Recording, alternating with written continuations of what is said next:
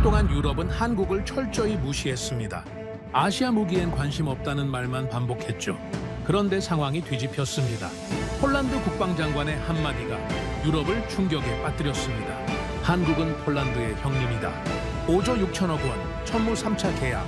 2022년 55조 원에 이은 연속 대박이었습니다. 독일은 3년을 기다리라 했고 프랑스는 5년이 필요하다고 했습니다. 하지만 한국은 달랐습니다. 6개월 만에 실제 무기를 가져왔습니다. 더 충격적인 건 따로 있습니다.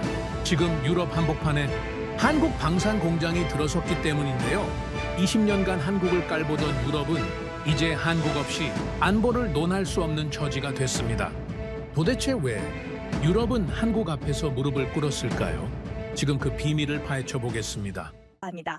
그 전에 1초 만에 누를 수 있는 좋아요 버튼을 눌러 대한민국을 응원해주세요. 또 어디서 듣고 계신지 댓글로 알려주세요. 네. 그러면 우리 대한민국 국민은 모두 하나로 연결됩니다. 저는 마렉 코발스키, 폴란드 국방부 조달국 과장입니다. 20년이 넘게 이 일을 했어요. 유럽 방산 시장의 질서를 누구보다 잘 압니다. 독일제 전차, 프랑스제 자주포, 미국제 전투기, 이게 전부였죠. 아시아 국가들이 가끔 제안서를 보내왔지만 회의실 책상 위에 올라가 본 적조차 없었습니다. 한국도 마찬가지였어요. 2002년부터 2022년까지 한국 방산 업체들은 꾸준히 연락을 보냈습니다. 전시회마다 부스를 차렸고 카탈로그를 돌렸어요. 하지만 누구도 진지하게 받아들이지 않았습니다. 유럽 중심의 세계에서 아시아 무기는 그저 값싼 대안 정도로 여겨졌죠. 기술력, 신뢰성, 그런 건 논의조차 되지 않았어요. 그런데 2022년 2월 24일 모든 게 뒤집혔습니다. 러시아 탱크가 우크라이나 국경을 넘었어요. 새벽 5시 제 전화기가 울렸습니다. 국방장관실이었죠. 목소리가 떨렸어요. 긴급 회의, 지금 당장 오세요. 사무실로 달려갔을 때 복도는 이미 발소리로 가득했습니다. 모두가 뛰었어요. 엘리베이터를 기다릴 여유조차 없었죠. 회의실 스크린에는 키이우 외곽의 실시간 영상이 떠 있었습니다. 연기가 피어올랐어요. 건물이 무너졌습니다. 사람들이 도로를 가득 메우고 서쪽으로 달렸죠. 장관이 지도를 펼쳤어요. 붉은 화살표가 우크라이나 전역을 가로질렀습니다. 폴란드는 나토 동맹국으로서 우크라이나를 지원합니다. 무기를 보내요. 지금 당장. 저는 고개를 들었습니다. 어떤 무기를 보낸다는 겁니까? 전차, 자주포, 장갑차. 우리가 가진 것 중 절반 이상. 숨이 막혔어요. 우리 국경은 러시아와 단 300km밖에 떨어져 있지 않습니다. 우크라이나에 무기를 보낸다는 건 우리 방어선을 비운다는 뜻이었죠. 회의실은 조용해졌어요. 누군가 물을 마셨습니다. 유리컵이 흔들렸죠. 그럼 우리 전력은 어떻게 채웁니까? 장관이 창밖을 응시했어요. 바르샤바 거리에는 이미 불안이 번지고 있었습니다. 사람들이 슈퍼마켓 앞에 줄을 섰죠. 주유소마다 차가 몰렸어요. 공포는 총성보다 빨랐습니다. 독일, 프랑스, 미국에 연락하세요. 긴급 조달 절차를 시작합니다.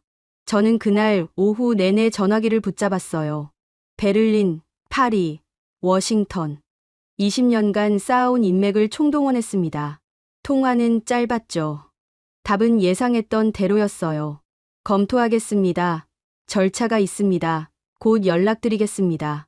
정중했지만 냉담했습니다. 동맹이라는 말이 이렇게 가벼울 줄은 몰랐어요. 밤이 되었습니다. 사무실 창밖으로 바르샤바의 불빛이 보였죠. 평소와 똑같았어요. 하지만 동쪽 하늘 너머에서는 전쟁이 타오르고 있었습니다. 저는 책상 위에 놓인 파일을 펼쳤어요. 폴란드 군사력 현황 보고서였죠. 빨간 글씨가 눈에 들어왔습니다. 우크라이나 지원 후 전력 공백 심각. 손이 떨렸어요. 20년 동안 유럽 방산 시장은 안정적이었습니다. 느렸지만 믿을 수 있었죠. 절차가 복잡했지만 투명했어요. 하지만 전쟁은 그 모든 걸 쓸어버렸습니다. 안정은 사라졌죠. 동맹은 흔들렸어요. 우리는 홀로 남았습니다. 핸드폰이 다시 울렸어요. 독일 방산청이었습니다. 레오파르트 2 전차 긴급 공급 가능 여부 검토 중입니다. 답변은 일주일 후 드리겠습니다. 일주일. 전쟁터에서는 일주일이면 도시 하나가 사라지죠. 저는 전화를 끊었어요. 그날 밤 집으로 돌아가는 길에 라디오를 켰습니다. 뉴스에서는 우크라이나 난민 행렬을 보도했어요. 국경을 넘어 폴란드로 들어오는 사람들이 하루에 10만 명을 넘었습니다. 아이를 아는 여자, 지팡이를 짚은 노인, 겨우 10살쯤 된 소년. 모두가 뒤를 돌아보며 울었죠. 저는 핸들을 꽉 쥐었어요. 우리도 준비해야 합니다.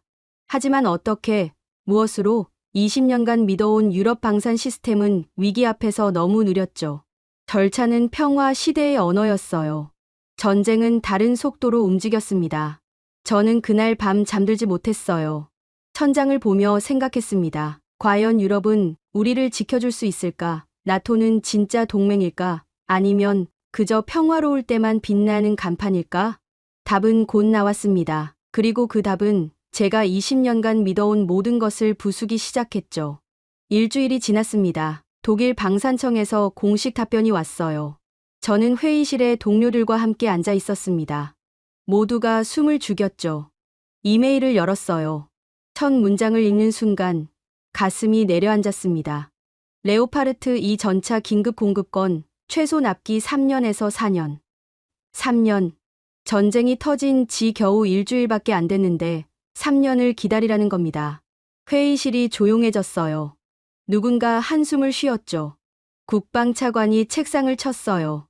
이게 동맹국이 할 소리입니까? 저는 이메일을 끝까지 읽었습니다. 현재 독일군 전력 증강 계획이 우선순위이며 수출 물량은 그 이후 배정 가능. 우리가 우크라이나에 무기를 보낸 지 사흘 만에 독일은 자국 우선을 선언했어요. 나토 회원국, 동맹? 그런 말은 어디에도 없었습니다. 프랑스는 더 심했죠. 카이사르 자주포 긴급 도입 요청에 대한 답변이 이틀 후 도착했어요. 저는 전화로 직접 받았습니다.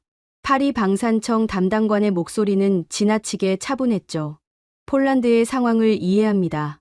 하지만 현재 프랑스 육군 재편 프로젝트가 진행 중이고요. 최소 납기는 5년입니다. 5년이요? 네. 최소 5년입니다. 생산 라인 확장에 2년, 부품 조달에 1년, 테스트와 인도에 2년.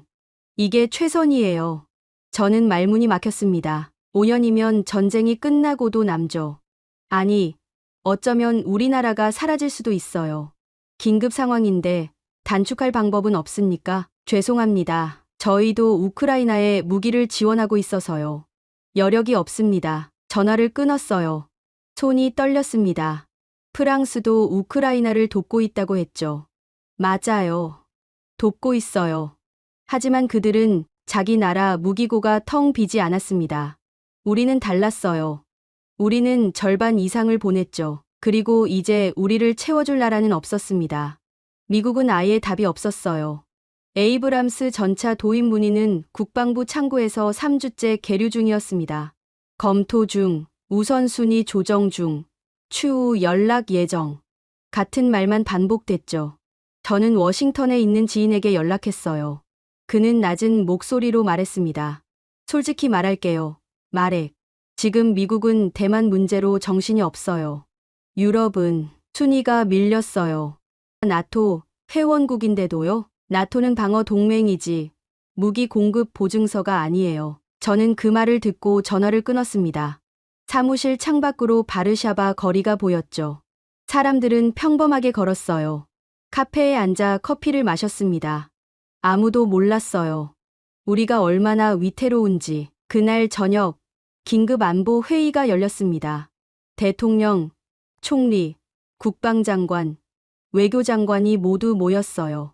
저는 조달국 과장 신분으로 자료를 발표해야 했죠. 프로젝터에 표가 떴어요. 독일 3년, 프랑스 5년, 미국 답변 없음. 회의실은 무거웠습니다.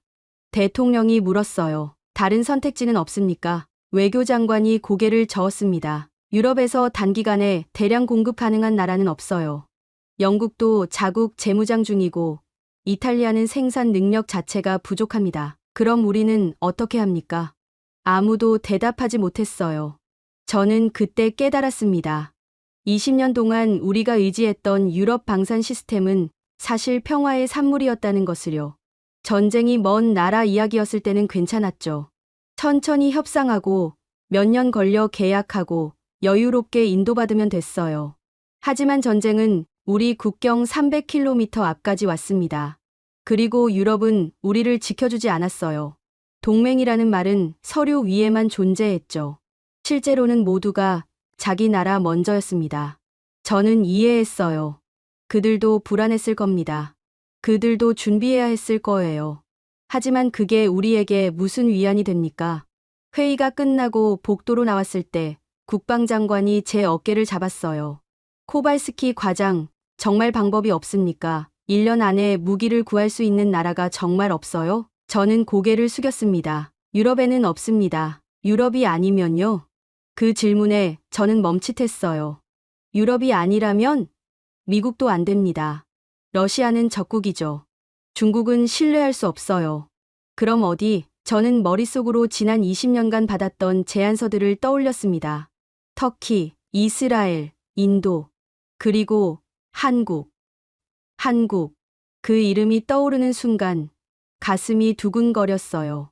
아니, 말도 안 됩니다. 한국은 20년 동안 한 번도 제대로 검토된 적이 없었죠. 유럽 중심 시장에서 아시아 무기는 언제나 1위였어요. 하지만 지금 유럽은 우리를 3년 뒤로 미뤘습니다. 저는 그날 밤 집으로 돌아가 서재 문을 열었어요. 오래된 상자가 선반 위에 있었습니다. 할아버지의 유품이었죠. 저는 그 상자를 10년 전 장례식 이후로 한 번도 열어본 적이 없었어요. 먼지를 털어냈습니다. 뚜껑을 열었죠. 낡은 일기장이 나왔어요. 표지에는 흐릿한 글씨로 1953년 부산이라고 적혀 있었습니다. 할아버지는 한국전쟁에 참전했죠. 폴란드 의무병으로요. 저는 페이지를 넘겼어요. 누렇게 바랜 종이에서 잉크 냄새가 났습니다. 그리고 그 안에서 저는 답을 찾았습니다. 일기장 첫 페이지를 펼쳤어요. 할아버지의 필체는 떨렸습니다. 글씨가 삐뚤빼뚤했죠. 아마 야전에서 무릎에 공책을 올려놓고 썼을 거예요. 첫 문장이 눈에 들어왔습니다. 1953년 7월 12일 부산 야전병원. 오늘 나는 처음으로 죽음보다 강한 것을 봤다. 저는 숨을 멈췄어요. 페이지를 넘겼습니다. 할아버지는 23이었죠. 폴란드 적십자 소속 의무병으로 한국전에 파견됐어요. 부산 임시 야전병원에서 일했습니다. 전쟁터에서 실려온 중상병들을 치료했죠. 총상 환자가 들것에 실려왔다. 배에 구멍이 뚫렸고 피가 멈추지 않았다. 미군 군의관이 고개를 저었다. 살릴 수 없다고 했다. 하지만 한국인 간호사 한 명이 포기하지 않았다. 그녀는 내 손을 잡고 말했다. 같이 해봅시다. 우리는 6시간 동안 그를 붙잡았다. 저는 다음 페이지를 넘겼어요. 환자는 살아났다. 새벽 5시 그가 눈을 떴다. 한국인 간호사는 바닥에 주저앉아 울었다. 나도 울었다. 우리에겐 제대로 된 수술 도구도 없었다. 마취제도 부족했다. 전기도 수시로 끊겼다. 하지만 그녀는 포기하지 않았다. 사람은 포기하면 죽습니다. 끝까지 붙잡아야 합니다. 그게 그녀가 내게 한 말이었다. 가슴이 뜨거워졌습니다. 저는 몇 장을 더 넘겼어요. 할아버지의 글은 계속됐죠. 부산 야전병원의 기록이었습니다. 약이 떨어진 날, 붕대가 부족해서 찢어진 천으로 상처를 감았던 날, 발전기가 고장나서 촛불로 수술을 했던 날. 하지만 그 속에서 한국인 의료진은 단 한 명도 포기하지 않았다고 적혀 있었어요. 1953년 8월 4일. 오늘 나는 깨달았다. 한국은 가난한 나라다. 전쟁으로 모든 게 부서졌다. 하지만 이 사람들은 사람을 포기하지 않는다. 무기도 약도 부족하지만 생명을 끝까지 지키려 한다. 나는 이 정신을 잊지 않을 것이다. 저는 일기장을 덮었습니다. 손이 떨렸어요. 70년 전 할아버지가 본 한국이었죠. 전쟁 속에서도 사람을 살리던 나라. 아무것도 없었지만 포기하지 않던 사람들. 그리고 그 기억이 지금 제 앞에 놓였습니다. 저는 컴퓨터를 켰어요. 검색창에 한국 방산을 쳤습니다. 20년 전에도 봤던 자료들이었죠. K2 전차, K9 자주포, 천무 다연장 로켓. 당시에는 그냥 스쳐 지나갔어요. 유럽 무기에 비하면 덜 알려졌고 검증도 부족해 보였습니다. 하지만 지금은 달랐어요. 저는 최근 기사를 찾았습니다. 한국이 2021년 아랍에미리트에 천무를 수출했죠. 계약부터 인도까지 10개월. 터키에 K9 자주포를 팔았어요. 계약 후 8개월 만에 도착. 저는 화면을 응시했습니다. 10개월, 8개월. 독일은 3년이라고 했어요. 프랑스는 5년이라고 했죠. 하지만 한국은 1년도 안 걸렸습니다. 저는 더 깊이 파고들었어요. 한국 방산 수출 통계, 납기 준수율, 기술 사양 비교 자료. 밤이 깊어졌지만 저는 멈추지 않았습니다. 새벽 3시가 됐어요. 저는 의자에 기댄 채 천장을 봤습니다. 머릿속이 복잡했죠. 20년 동안 유럽 중심으로만 생각했어요. 독일제가 최고고 프랑스제가 안전하고 미국제가 검증됐다고 믿었습니다. 아시아 무기는 한 번도 진지하게 고려하지 않았죠. 하지만 지금 유럽은 우리를 3년 뒤로 밀어냈어요. 저는 다시 할아버지의 일기장을 폈습니다. 마지막 페이지에 적힌 문장을 읽었죠. 1953년 9월 15일 부산을 떠난다. 한국인 간호사가 내게 작별 인사를 했다. 전쟁이 끝나도 우리는 계속 사람을 살릴 겁니다. 그게 우리가 할 수 있는 일이니까요. 나는 그녀의 손을 잡았다. 당신들은 반드시 일어설 겁니다. 이렇게 포기하지 않는 나라는 무너지지 않습니다. 저는 일기장을 덮고 책상 위에 올려놓았어요. 할아버지 말이 맞았습니다. 한국은 일어섰죠. 70년 만에 폐허에서 세계 10위권 경제 대국이 됐어요. 그리고 그들이 만든 무기는 이제 중동과 아시아로 팔려나갔습니다. 빠르고 정확하고 약속을 지켰죠. 왜 우리는 그들을 한 번도 제대로 보지 않았을까요? 다음 날 아침 저는 국방장관실로 향했습니다. 비서가 놀란 표정으로 물었죠.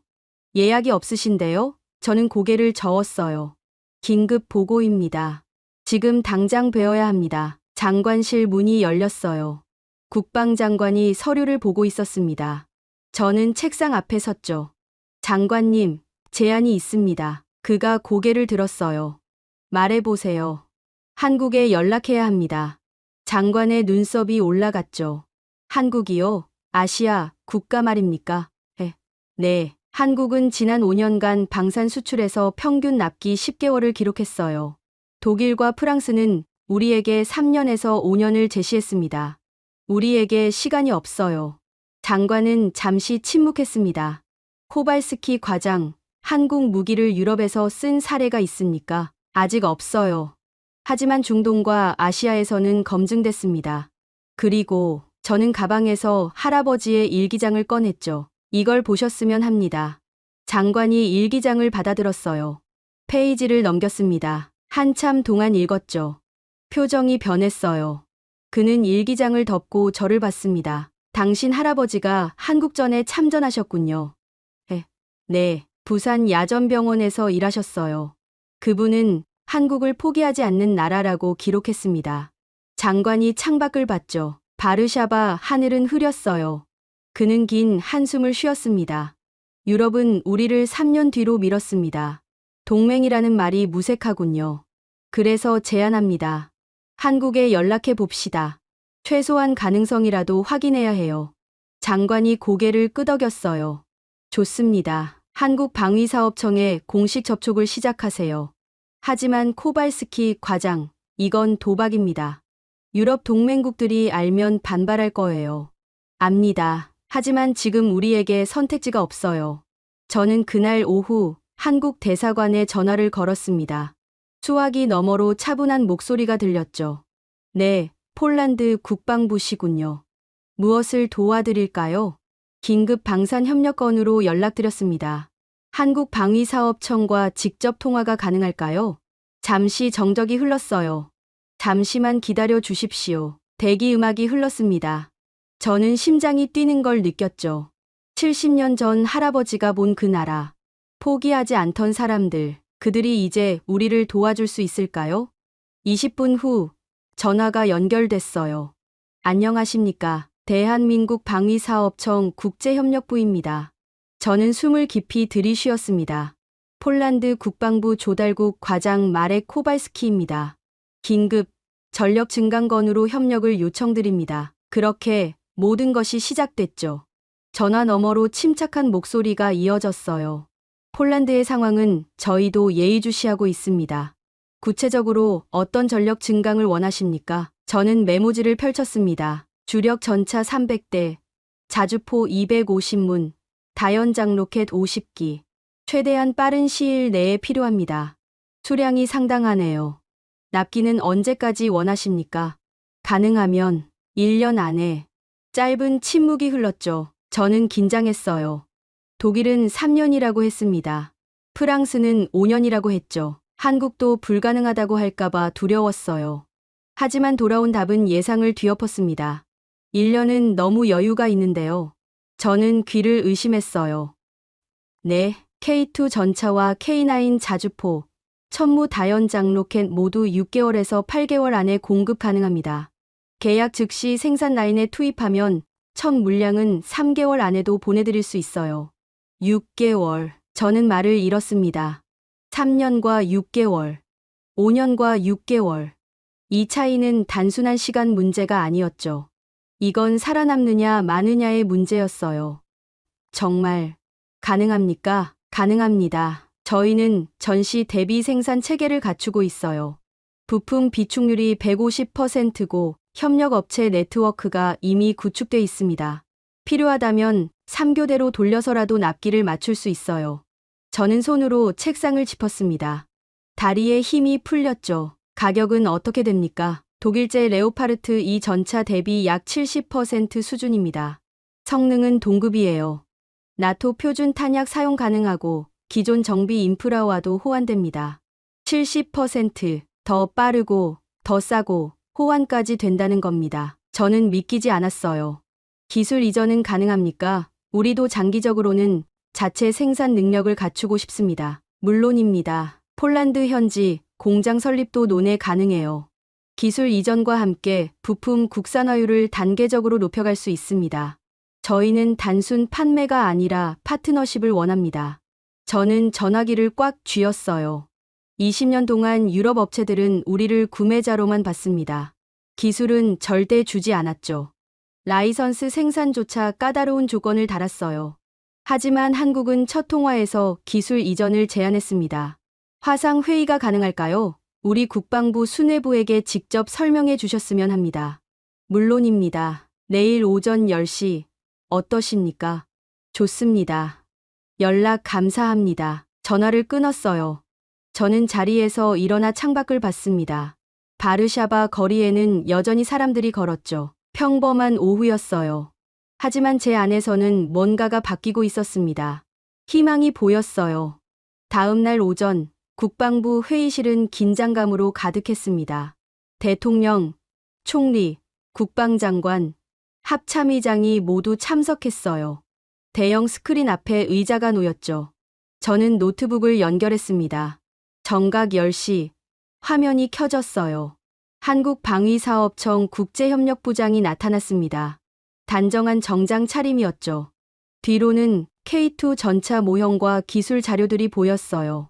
그는 정중하게 인사했습니다. 안녕하십니까. 폴란드 국방부 여러분, 만나 뵙게 되어 영광입니다. 국방장관이 먼저 말했어요. 시간 내주셔서 감사합니다. 단도직입적으로 묻겠습니다. 정말 6개월 안에 가능합니까? 화면 속 부장이 고개를 끄덕였습니다. 가능합니다. 저희는 이미 300대 이상의 K2 전차를 자국군에 배치했고 수출 실적도 있어요. 생산 라인은 지금 이 순간에도 돌아가고 있습니다.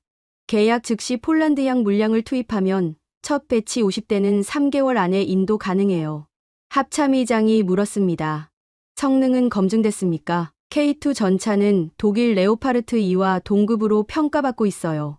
주포는 120mm 활강포, 복합장갑, 1500마력 엔진 탑재. 나토 표준 탄약 사용 가능하고 영하 40도에서 영상 50도까지 작동합니다. 총리가 끼어들었어요. 가격이 독일제보다 싸다고 들었습니다. 품질에 문제는 없습니까? 부장이 미소 지었습니다. 저희 가격이 싼 이유는 품질이 낮아서가 아니에요. 생산 효율성이 높고 정부 지원이 있기 때문입니다.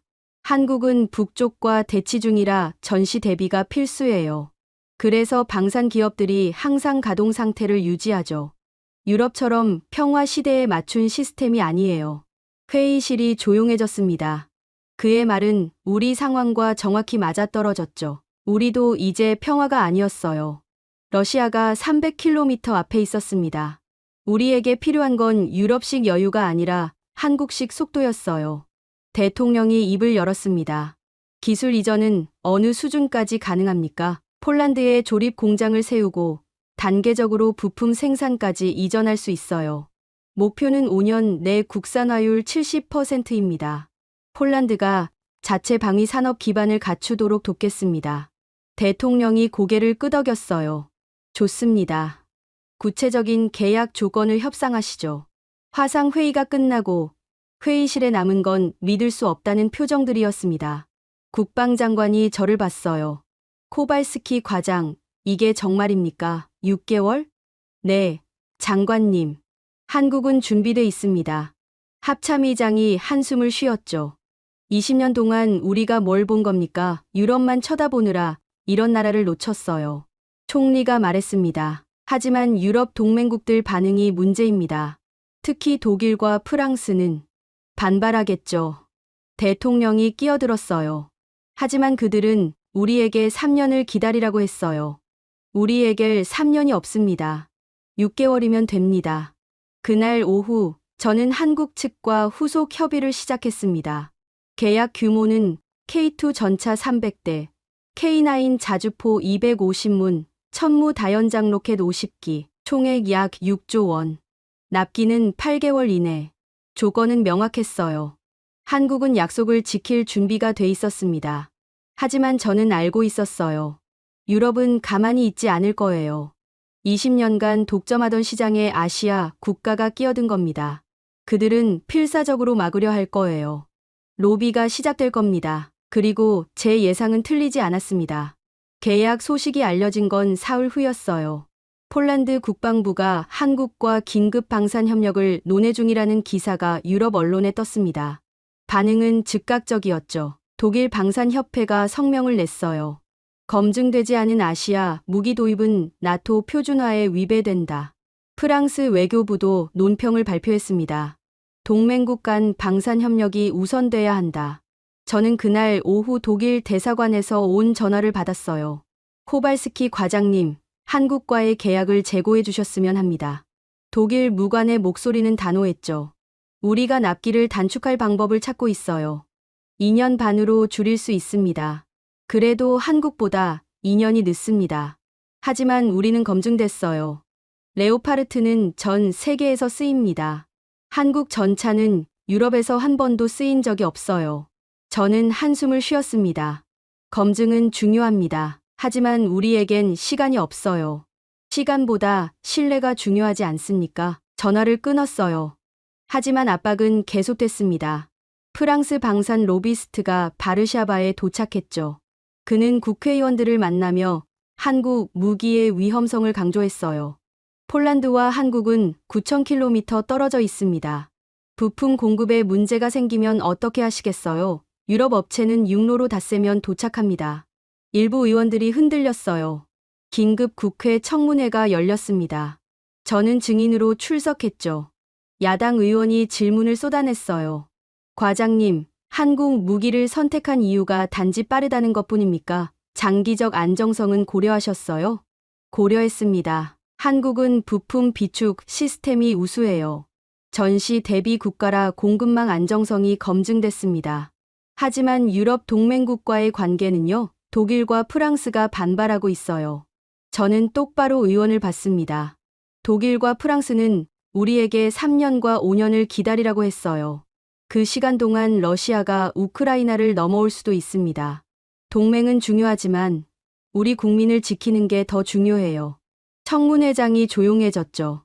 하지만 로비는 멈추지 않았어요. 독일 방산 기업 대표단이 직접 바르샤바로 날아왔습니다. 그들은 국방장관을 만났죠. 저도 배석했어요. 독일 측 대표가 서류를 펼쳤습니다. 레오파르트 2A7 최신형을 특별 조건으로 제공하겠습니다. 납기 2년, 가격 15% 할인. 국방장관이 물었어요. 2년이면 여전히 늦습니다. 하지만 안전합니다. 한국 전차는 유럽 겨울을 견딜 수 있을까요? 영하 20도 환경에서 테스트했어요. 저는 끼어들었습니다. K2는 영하 40도까지 작동 가능합니다. 한국도 겨울이 있어요. 독일 대표가 저를 쏘아봤죠. 하지만 유럽 지형에서의 검증은요? 나토 연합훈련 경험은요? 터키가 K9 자주포를 나토 훈련에서 사용했어요. 문제 없었습니다. 회의는 평행선을 달렸어요. 독일 측은 결국 최후 카드를 꺼냈습니다. 만약 폴란드가 한국을 선택한다면 향후 독일과의 방산 협력은 어려울 겁니다. 이건 단순한 거래가 아니에요. 유럽 안보 질서의 문제입니다. 저는 그 말을 듣고 화가 났어요. 유럽 안보 질서, 우크라이나가 불타고 있을 때 3년을 기다리라던 게 유럽 안보 질서입니까? 하지만 참았습니다. 국방장관이 차분하게 답했죠. 독일의 우려는 이해합니다. 하지만 우리 결정은 바뀌지 않을 겁니다. 독일 대표단이 떠났어요. 회의실에 우리만 남았을 때 장관이 한숨을 쉬었습니다. 압박이 거세네요. 프랑스도, 독일도 물러서지 않을 겁니다. 한국 측에 이 상황을 알려야 합니다. 제가 말했어요. 그들도 준비해야 해요. 그날 저녁, 저는 한국방위사업청과 긴급 화상회의를 했습니다. 화면 속 부장에게 상황을 설명했죠. 유럽의 로비, 압박, 독일의 경고, 모든 걸 솔직하게 말했어요. 그가 듣고 있다가 입을 열었습니다. 예상했던 일입니다. 대응 방안이 있습니까? 부장이 미소 지었어요. 데이터로 말하겠습니다. 이틀 후 한국 측이 폴란드 국방부에 방대한 자료를 보냈습니다. K2 전차의 모든 테스트 결과였죠. 영하 40도 극한 테스트, 사막 고온 테스트, 산악 기동 테스트, 10년간의 운용 데이터, 고장률, 정비 주기, 부품 교체 이력. 하나하나가 투명했어요. 그리고 결정타가 있었습니다. 한국은 폴란드에 실제 K2 전차 한 대를 보내겠다고 제안했어요. 직접 테스트하십시오. 폴란드 환경에서 폴란드 군인들이 폴란드 기준으로 평가하세요. 그래도 부족하다면 계약하지 않으셔도 됩니다.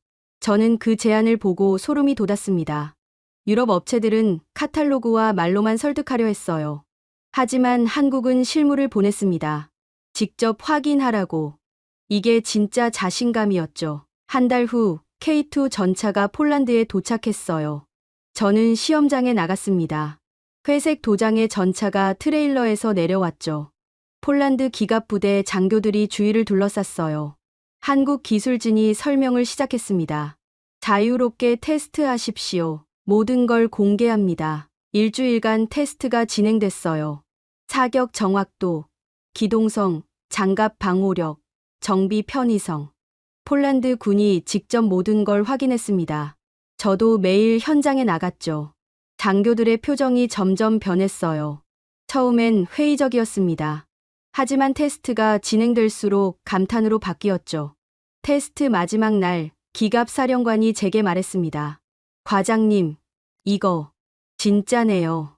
레오파르트랑 비교해도 절대 안 밀려요. 어떤 면에선 더 나아요. 정말입니까? 디지털 시스템이 더 최신이에요. 정비도 더 쉽고 이 가격에 이 성능이면 솔직히 놀랍습니다. 저는 그날 밤 보고서를 작성했어요.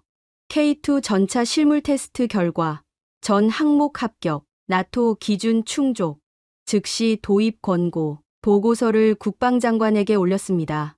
장관이 읽고 고개를 끄덕였죠. 좋아요. 한국과 정식 계약을 체결합시다. 유럽의 반대에도 불구하고 우리는 선택했습니다. 그리고 이제 한국이 약속을 지킬 차례였어요. 계약서에 사인한 날을 잊을 수 없어요. 2022년 5월 15일 바르샤바 국방부 대회의실에서 한국과 폴란드 양측 대표가 마주 앉았습니다. 카메라가 번쩍였죠. 역사적인 순간이었어요. K2 전차 300대, K9 자주포 250문, 천무 다연장 로켓 50기, 총 6조 원 규모. 한국 방위사업청장이 악수를 청했습니다. 폴란드의 선택을 존중합니다. 반드시 약속을 지키겠습니다.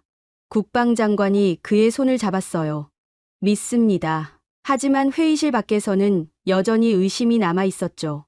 유럽 언론은 냉소적이었어요. 폴란드의 도박, 검증되지 않은 선택, 나토 표준화의 균열. 제목들이 쏟아졌습니다. 독일 방산 전문가가 인터뷰에서 말했어요. 6개월? 불가능합니다. 그 수량을 그 기간에 만들 수 없어요. 한국이 약속을 못 지키면 폴란드는 공백 상태로 남을 겁니다.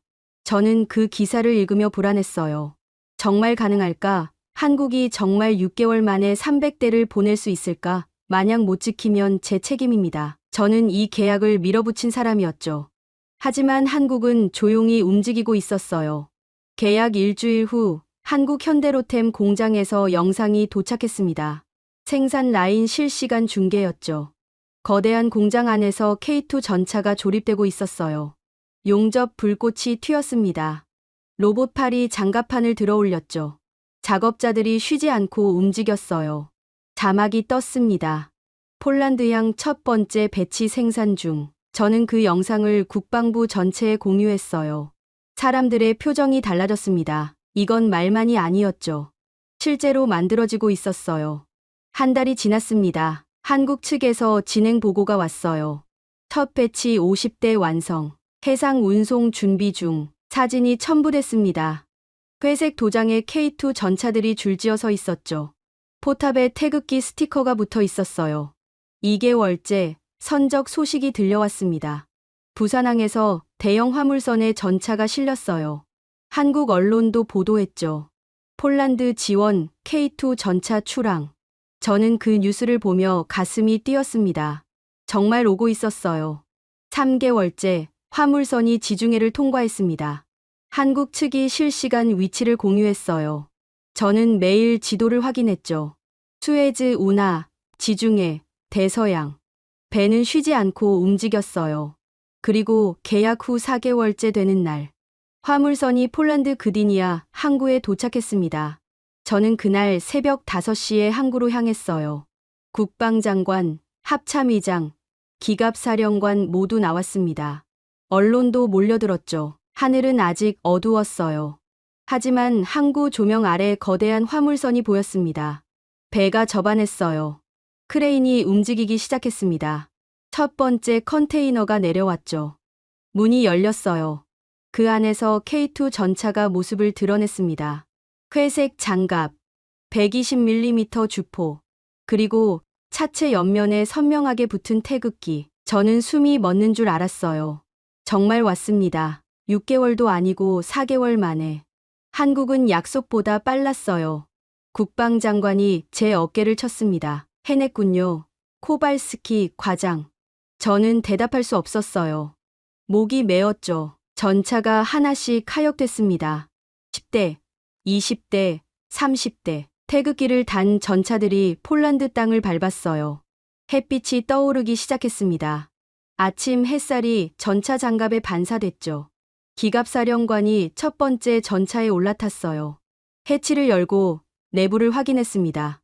조종석, 포수석, 전자장비. 모든 게 완벽했죠. 그가 엄지를 치켜들었어요. 주변에서 박수가 터졌습니다. 한국 기술진도 함께 도착했어요. 그들은 정비 교육을 시작했습니다. 폴란드 정비병들에게 하나하나 설명했죠. 이게 엔진 접근 패널입니다. 이렇게 열면 됩니다. 필터 교체 주기는 300시간입니다. 친절했어요. 숨기는 게 없었습니다. 일주일 후 나토 실사단이 왔어요. 유럽 각국 전문가들이었습니다. 독일, 프랑스, 영국. 그들은 회의적인 표정으로 전차를 둘러봤죠. 하지만 검사가 진행될수록 표정이 변했어요. 독일 전문가가 중얼거렸습니다. 장갑 두께가 레오파르트급이네요. 프랑스 전문가가 포를 확인했어요. 120mm 활강포. 나토 표준탄 사용 가능. 문제 없습니다. 영국 전문가가 전자장비를 점검했죠. 디지털 사격 통제 시스템이 최신형이에요. 우리 챌린저보다 나을 수도. 이틀간의 검사 끝에 나토 실사단이 보고서를 냈습니다. K2 전차, 나토 기준전 항목 적합, 즉시 배치 가능. 공식 인증이었어요. 유럽이 인정한 겁니다. 한국 전차가 유럽 땅에서 나토 마크를 달 수 있게 됐죠. 저는 그 보고서를 받아들고 한참을 멍하니 서 있었어요. 20년 동안 무시당했습니다. 아시아 무기라고, 검증 안 됐다고, 믿을 수 없다고. 하지만 한국은 말로 증명하지 않았어요. 실물로 증명했습니다. 약속한 시간보다 빨리 보냈고, 약속한 성능보다 좋았어요. 그날 저녁, 환영 행사가 열렸습니다. 폴란드 국방부와 한국 방위사업청이 함께한 자리였죠. 샴페인이 돌았어요. 국방장관이 건배사를 했습니다. 70년 전, 폴란드는 한국전에 의료진을 보냈습니다. 오늘, 한국은 우리에게 방패를 보냈어요. 이건 단순한 거래가 아닙니다. 우정입니다. 한국 방위사업청장이 답했어요. 폴란드가 우리를 믿어준 것에 감사합니다. 유럽이 의심할 때 폴란드는 손을 내밀었어요. 우리는 그 믿음을 저버리지 않겠습니다. 저는 잔을 들며 생각했어요. 할아버지가 봤던 한국, 포기하지 않던 사람들, 그들은 정말 일어섰습니다. 그리고 이제 우리를 지켜주고 있어요. 하지만 저는 몰랐습니다. 한국이 보낸 건 무기만이 아니라는 걸. K2 전차 도착 후 3개월이 지났어요. 폴란드군은 새 무기에 적응하기 위해 강도 높은 훈련을 시작했습니다. 동부, 국경 인근 훈련장에서 실전 모의 훈련이 진행됐죠. K2 전차, K9 자주포가 총동원됐어요. 한국 기술진도 함께했습니다. 저는 참관차 훈련장을 방문했어요. 2022년 11월 5일, 날씨가 쌀쌀했습니다. 영하 10도 가까이 내려갔죠. 전차들이 눈 덮인 벌판을 가로질렀어요. 포성이 울렸습니다. 훈련은 순조로웠죠. 오후 3시쯤이었어요. 갑자기 무전기에서 다급한 목소리가 터져나왔습니다. 의무병 필요해요. 3번 훈련장, 급해요. 저는 심장이 철렁했어요. 사고였습니다. 차를 몰고 현장으로 달려갔죠. 훈련장 한쪽에 사람들이 모여 있었어요. K9 자주포 옆이었습니다. 포탄 장전 훈련 중 사고가 났다고 했어요. 병사 한 명이 땅에 누워 있었어요. 얼굴이 새하였습니다. 다리에서 피가 흘렀죠. 무거운 포탄이 떨어지면서 다리를 짓눌렀다고 했어요. 의무병이 지혈을 시도했지만 피가 멈추지 않았습니다. 군의관이 헬기를 불렀어요. 바르샤바 군병원까지 40분 걸려요. 40분. 골든타임은 1시간입니다. 하지만 출혈이 심했어요. 40분이면. 저는 차마 생각할 수 없었죠. 그때 한국 기술진 중 한 명이 달려왔어요. 30대 중반쯤 돼 보이는 남자였습니다. 이름표에 박민수라고 적혀 있었죠. 그가 부상병을 보더니 무릎을 꿇었어요. 군의관에게 물었습니다. 응급처치 키트 있습니까? 있지만 당신은 누구시죠? 한국에서 온 기술진입니다. 하지만 저는 예비군 의무병 출신이에요. 도와도 될까요? 군의관이 잠시 망설였습니다. 하지만 상황이 급박했죠. 좋아요. 해보세요. 박민수 씨가 키트를 열었어요. 그의 손이 빨랐습니다. 지혈대를 꺼내 다리 위쪽에 감았죠. 압박 시작합니다. 시간 재주세요. 정확했어요. 망설임이 없었습니다. 그가 부상 부위를 확인하며 말했어요. 골절 의심, 뇌출혈 가능성 있어요. 수액 필요합니다. 폴란드 군의관이 놀란 표정으로 수액을 건넸어요. 박민수 씨가 정맥을 찾아 바늘을 꽂았습니다. 한 번에 성공했죠. 맥박 약해지고 있어요. 쇼크 올 수 있습니다. 담요 주세요. 누군가 담요를 가져왔어요. 그가 부상병을 감쌌습니다. 괜찮아요. 버텨요. 헬기 곧 와요. 부상병이 희미하게 고개를 끄덕였어요. 박민수 씨는 계속 맥박을 확인했습니다. 호흡을 체크했죠. 20분이 지났어요. 하늘에서 헬기 소리가 들렸습니다. 군 의료 헬기가 착륙했어요. 의료진이 뛰어내렸습니다. 박민수 씨가 상황을 브리핑했어요. 환자 20대 남성, 하지 압박 손상, 지혈대 삽입 23분 경과, 수액 500cc 투여 완료. 맥박 분당 80, 호흡 안정. 완벽한 인계였습니다. 헬기 의료진이 고개를 끄덕였어요. 잘하셨습니다. 덕분에 살렸어요. 헬기가 부상병을 싣고 떠났습니다. 저는 그제야 숨을 쉴 수 있었죠. 주변 사람들도 안도의 한숨을 쉬었어요. 군의관이 박민수 씨에게 다가갔습니다. 당신, 의사 아니에요? 아니요. 기계 기술자예요. 하지만 한국에선 모든 남자가 군대 가요. 저는 의무병으로 복무했습니다. 의무병이 저렇게 할 수 있어요? 박민수 씨가 미소 지었어요. 한국군 의무병은 전시 상황 대비 훈련을 받아요. 골든타임 안에 살리는 게 임무니까요. 저는 그 말을 듣고 할아버지 일기장이 떠올랐어요. 70년 전 부산 야전병원. 사람을 포기하지 않던 한국인 간호사. 그 정신이 지금도 살아있었습니다. 무기 기술자로 온 사람이 훈련장에서 생명을 살렸어요. 그날 저녁, 저는 박민수 씨를 찾아갔습니다. 숙소에서 장비 점검을 하고 있었죠. 오늘 고맙습니다. 덕분에 우리 병사가 살았어요. 당연한 일 했을 뿐이에요. 당연한 일이라뇨. 당신은 기술자잖아요. 박민수 씨가 공구를 내려놓았어요. 코발스키 과장님, 한국에서는 기술도 중요하지만 사람이 더 중요해요. 저는 전차 만드는 법도 배웠지만 사람 살리는 법도 배웠습니다. 둘 다 필요하니까요. 저는 의자에 앉았습니다. 당신네 나라는 어떻게 그런 걸 가르쳐요? 전쟁이 끝나지 않아서요. 그가 창밖을 봤죠. 북쪽에 아직 총이 겨눠져 있어요. 우리는 항상 준비해야 해요. 전차도 만들고 사람도 살리고 평화를 바라지만 전쟁에도 대비해요. 그게 우리가 살아남는 방법입니다. 저는 가슴이 뭉클했어요. 한국은 무기만 파는 나라가 아니었습니다. 그들은 생명을 지키는 방법도 알았죠. 전차와 의료, 무기와 구호, 둘 다 할 수 있었어요. 일주일 후 부상병이 퇴원했습니다. 다리는 회복 중이었지만 생명에는 지장이 없었어요. 그가 박민수 씨를 찾아왔죠. 훈련장에서 만났습니다. 부상병이 목발을 짚고 다가왔어요. 감사합니다. 살려주셔서. 박민수 씨가 손을 내밀었어요. 잘 됐네요. 다리 조심하세요. 당신이 아니었으면 죽었을 거예요. 아니에요. 당신이 포기하지 않았으니까 살았어요. 두 사람이 악수했습니다. 저는 그 장면을 보며 할아버지가 적었던 문장을 떠올렸어요. 한국은 사람을 포기하지 않는다.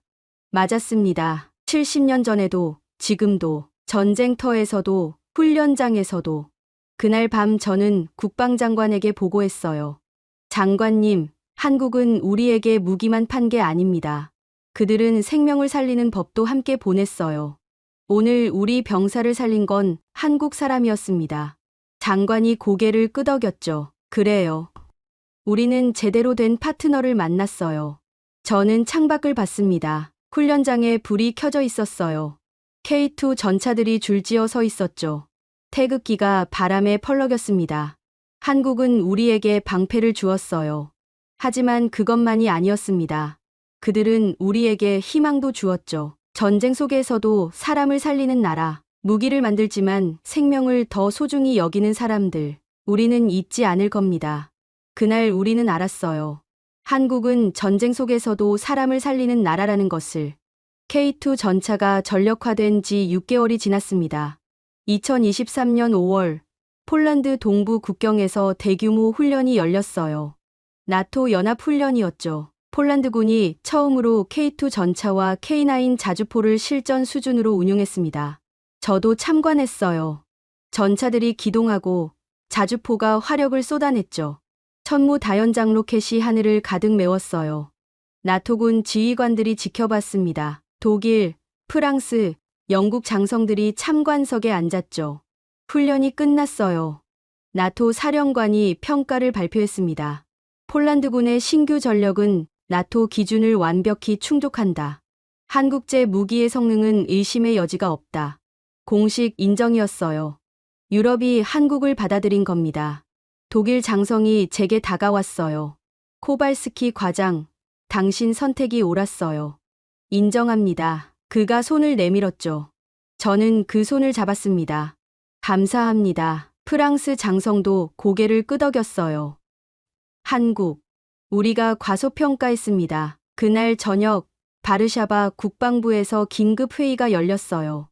대통령이 직접 참석했습니다. 국방장관이 보고를 시작했죠. K2 전차와 K9 자주포의 성능이 검증됐습니다. 천무 다연장 로켓도 마찬가지예요. 우리 전력은 완전히 복구됐습니다. 대통령이 물었어요. 추가 도입 계획은요? 그것 때문에 회의를 소집했습니다. 장관이 자료를 펼쳤죠. 천무 다연장 로켓 추가 도입을 제안합니다. 현재 50기로는 부족해요. 200기가 더 필요합니다. 회의실이 술렁였어요. 합참의장이 끼어들었습니다. 천무는 300km 사거리를 가진 전략 무기예요. 러시아 국경까지 닿습니다. 200기면 완벽한 억제력이 돼요. 대통령이 고개를 끄덕였죠. 계약 규모는요? 5조 6천억 원입니다. 회의실이 조용해졌어요. 5조 6천억 원. 폴란드 역사상 최대 규모의 단일 무기 계약이었습니다. 대통령이 저를 봤어요. 코발스키 과장, 한국이 이걸 감당할 수 있을까요? 저는 자신 있게 대답했습니다. 가능합니다. 그들은 약속을 지켰어요. 이번에도 지킬 겁니다. 일주일 후 한국방위사업청과 협상이 시작됐어요.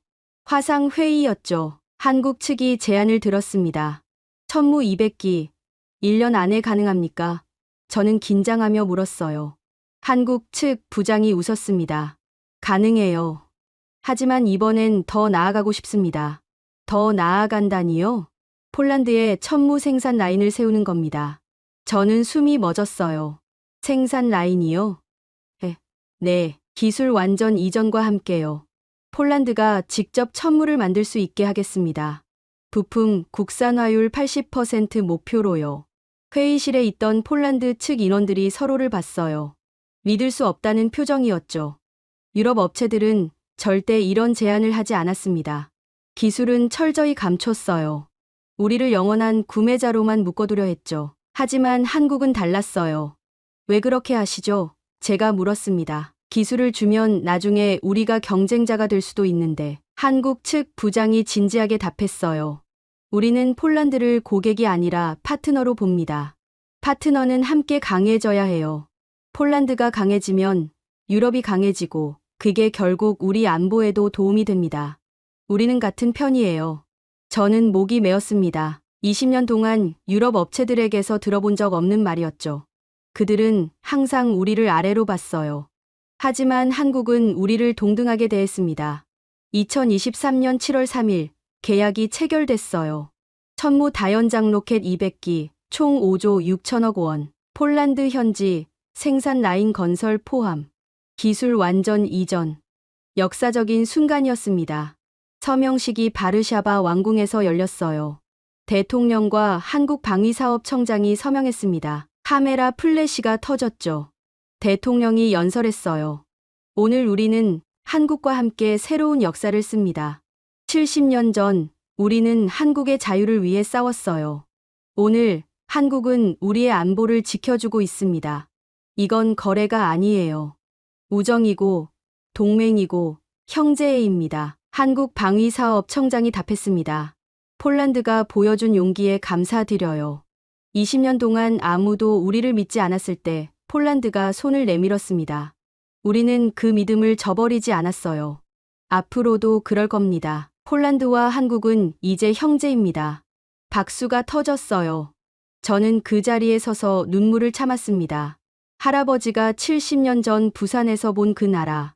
포기하지 않던 사람들. 그들은 정말 일어섰고 이제 우리와 함께 서 있었어요. 계약 후 1년 폴란드 남부 도시에 한국 방산 공장이 들어섰습니다. 현대로템 폴란드 공장이었죠. 천무 생산 라인과 K2 정비 센터가 함께 건설됐어요. 폴란드 노동자 3,000명이 고용됐습니다. 한국 기술자들이 와서 직접 가르쳤어요. 저는 공장 개소식에 참석했어요. 거대한 공장 건물에 태극기와 폴란드 국기가 나란히 걸렸습니다. 생산 라인에서 첫 폴란드산 천무가 나왔죠. 폴란드 노동자들이 만든 겁니다. 한국 기술로 폴란드 땅에서. 공장장이 제게 말했어요. 과장님, 이제 우리도 만들 수 있어요. 우리 힘으로. 저는 고개를 끄덕였습니다. 할아버지가 보셨으면 좋았을 텐데. 할아버지요? 70년 전 한국전에 참전하셨어요. 부산 야전병원에서 한국인들과 함께 사람을 살렸죠. 그때 할아버지는 일기에 썼어요. 이 나라는 반드시 일어선다고. 맞았어요. 공장장이 미소 지었죠.